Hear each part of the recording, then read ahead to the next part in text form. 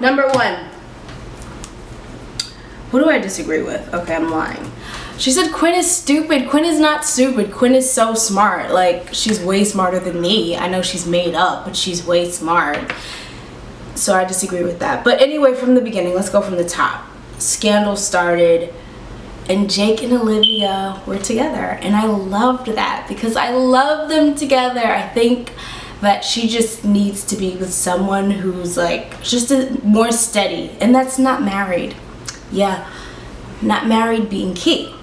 So, but what's weird is like Jake is not, you know, he's not like reciprocating like he was in the freaking island when they were standing in the sun. The sun is in DC too. The island is not the only place where you can get a little sun, Jake. I don't know what's going on. He was like brushing her off. I'm like, I don't get it. This is the woman you want. Why are you acting this way? So that was a little weird for me. And that made me a little upset. And even though at the end, she's like, I'm gonna summon you. Come to me. You came to him. You did not summon him. You half summoned. That's a semi-summon. That's not a complete summon. So I was like, Olivia, no, you have to like, I don't know if they need to go to a relationship class or something. Oh, by the way, ignore the sound that's gonna be coming from my broken detector thingy, like when I get, anyway, moving on, just ignore it. So yeah, I don't get why it's like they want to be weird. It's like you can choose to be together, like it may be hard, but you could be together. If you like each other, just be together. Like, leave Fitz alone, leave married men alone, Olivia. Leave the marriage away over there, leave Fitz. Like, Fitz was like, that's the least you could do for me or something? She doesn't owe you anything, Fitz. You have a wife. Go bone your wife. Stop trying to bone other people, all right? If you don't want your wife, get a divorce. Then you can start talking to Olivia. Not before, after. I mean, this guy, like, I hate him, like, so much. I hate Fitz so much right now. I really feel bad for Melly. Like, she pissed me off a little bit, but I was like, she's been through so much stuff, like, I can't even get mad at you. I can't. She could do whatever she wants. She want to eat fried chicken? Like, I wish I could be eating fried chicken in the White House. I mean, come on. Like, she's doing very well for herself. But I do feel bad about the whole situation. Like, it's very actually touching. But Abby was great. She surprised me, and I think she surprised herself when she got Melly to go to the little speech thingy. But she was right. Millions of Americans have to go to work the next day, and you want to be crying up in here for 3 months? No. Being selfish. It's like you have another daughter. You have responsibilities as a mom and the freaking first lady. You can't just be chilling eating chips, Cheetos, and fried chicken. Like, even though that sounds like a good life, like, you gotta go back. You know, you can't stay down forever. So Abby was cool. I don't know if this is in your way. Can you see this stuff? No, you can't see this stuff. Alright, Cyrus. Once again, I hate his haircut. I think it's disgusting, and I want the old haircut back. I don't know who's on set, who's cutting his hair, but they need to go back. He's really an asshole. Like, he definitely blackmailed Olivia, and it's like, that sucks. I used to be like her friend, and now he's like, but it was weak. He was like, I will call him and I will tell him that you called and you want to know about him. It's like, Olivia should be like, F him, so what? So tell him, I got a man now. But she really don't have a man because he's like for booty calls. So she gotta, I guess she's trying to juggle stuff that she shouldn't be juggling, but she should have been like, F him. And what? I'm a new person. I don't need him anymore. That's what she should have done. But I think she just wants to be Olivia Pope again, and she just wants to show people what she can do and feel like she's back in the habit. I'm not mad at her, you know, but he didn't blackmail her. She wanted something to do. It's really creepy, that sound. What the hell is that? I don't know what that was, but it just scared me. But yeah, she probably wanted to do it anyway. And she wanted like some power. I think she's a freaking control freak. She's a power freak and she loves it. And that's why she's staying. It's not because she cares about blah, blah, blah, blah, blah. She wants the power. She eats the power. She gets off on that power. Like, she needs it. So, that's why she stayed. Not because people needed her. Not because Huck needed her. She don't care about Huck. Well, maybe she does. She does care about Huck, but come on now, y'all. She left without saying bye. Like, she was like, deuces, I gotta do what I gotta do for me, y'all. So let me bounce. So does she really care? She probably cares, but not enough to like stay. Like, she stayed for her. Does she go back to the dark side?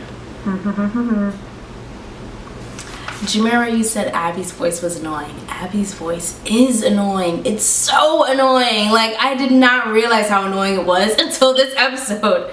I was like, why is she like getting on my nerve a little bit? Like, her voice. Like, I need her in spurts. Like, I need Abby in spurts. I love her, but I need it not all the time. Like, just come in, just be clutch. Like, Abby, like last season was just clutch. You'd see her all the time. She was clutch. She came in when she needed to come in and then she left. I like that. Her and David Rosen, clearly, Jamar, you're not paying attention, because the first episode, she told David Rosen, like, your obsession with B613, like, killed our relationship. So she wants to be with David Rosen, but he's a little cray-cray, you know. But now David Rosen has got his balls back. He's like, blackmailing the senator. He's like, is this blackmail? It's like, I like to call it winning. Yes, David Rosen, you have cracked the code. It is called winning. It was sad though. He was like, you know, Olivia Pope, we're just collateral damage. And it sucks because that fake stuff that Olivia made up by Harrison, who's dead, who can't even say, no, that's not true now. It's like, what is he gonna do? Now he has to deal with it. Now it's hurting him. So he's like, you know what? Y'all wanna play dirty? I'm gonna play dirty too. Let's go. So yes, David Rosen, you have won my respect back. I love you. Don't die. Please don't die. I don't think he's gonna die. I hope he doesn't die.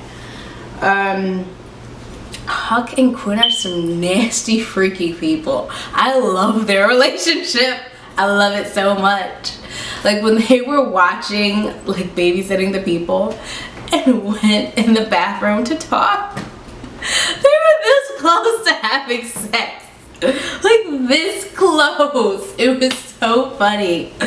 Oh my gosh. I was like, you guys are just disgustingly nasty and I love it. Like, they're like breathing all hard. Breathing all hard, and then they go back and dude has been freaking stabbed. But I love it. I can't get enough of their freaking relationship. They're nasty people. Oh yeah, Jamira, you talked about how too many commercials. Welcome to television. During commercials, that is your time to tweet. That is your time to reply to tweets, reply to mentions, favorite. You know, there's a whole world that's watching with you and that's enjoying Scandal, and you should just tweet during that time. So yeah, go on Facebook, like, and see what people are talking about, and you know, like, that's what I do. It's time to tweet, time to Facebook, time to make gifts. I don't know, but you just go to the bathroom, time to fill up on your popcorn, fill up on your drink, you know, like, I don't know how long they show. It's like maybe 7 minutes before the commercial comes. I don't know. But yeah, like, I'm still waiting for Lorenz Tate. Where's Lorenz Tate, Shonda? Where's Lorenz Tate? He's supposed to be here. Where is he? I want freaking Lorenz Tate. Who is he? Like, come on. I want to know. Lorenz Tate. Okay, I hope this doesn't mess up my focus. But yeah. I'm excited for Lorenz Tate. Like, this episode was cool. I honestly like this episode better than the first one, because I felt like the first one was very like, oh, let's get back into the habit. It went a little slow for me. I feel like this episode, it was a little slow too, but it like caught up. It like picked up the case a little bit. because now we're introduced to possibly Cyrus's fall. This may be the beginning of the fall of Cyrus, and it's sad. But I don't know, maybe Shonda's trying to wrap up the season. Maybe she's trying to wrap up the series. It's sad, but it could be true, you know? Like, we have to realize that we can't all be Grey's Anatomy. Like, we can't all be ER and all those other shows that lasted for like 20 years. So maybe like this is the beginning of the end, and it may be sad. I hope it's not. I hope there's a new way she's gonna spin it and make it last forever. But you know, who knows? Yeah, I really like this episode actually. And the people I didn't care for, Huck wasn't doing it for me. Like, I like Huck and Quinn like together, but I wasn't like excited about him. Abby, getting on my nerve. Where like the whole voice and everything. Ugh. And then she had the nerve to get mad at Olivia for giving her a good idea. Like, come on, like, she's Olivia. That's what happened. She's freaking perfect.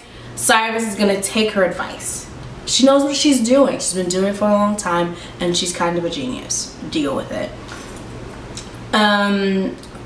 Who else? Predictions. I think Cyrus